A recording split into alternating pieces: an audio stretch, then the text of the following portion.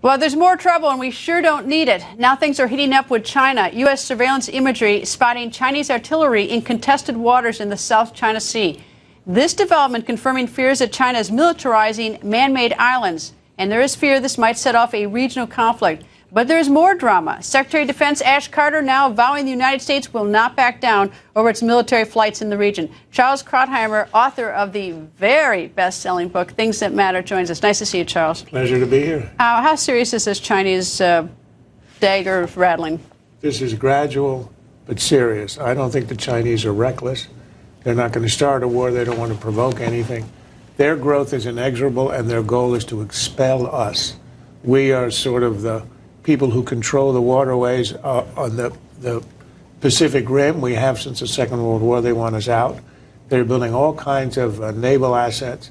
And here what they are doing, which is sort of unprecedented, other people take territory. The Chinese make territory. They claim these little atolls, some of which were underwater. They put a lot of sand on them. They create islands, and they put airstrips on them. And as you said, one of them now has artillery because nearby is a Vietnamese island. And they don't recognize anyone else's claims. And this is one of the most important waterways in the world. About a third of the world's commerce goes right through here. And they want to dominate. And what they are doing is they're saying we've got 20 months left of the Obama administration. We know how fickle and how wobbly it is, how little resistance it puts up. They look at what happened in Ukraine, what's happened in Iraq, what's happened in Syria, and they say this is our time to probe, and they're probing. What do you think President Obama's thoughts about this are? That this is not a big deal, or this is a big deal, or this will go away, or I'm out of office in 18 months? What's he thinking about this? Well, his words have been very conciliatory, very soft. You know, we think we've got a problem here. They ought to accept negotiations, etc. But on the other hand, his Secretary of Defense, Ash Carter, made a very tough statement just yesterday in which he said, we're not going to allow this. We're not going to recognize any of this sovereignty.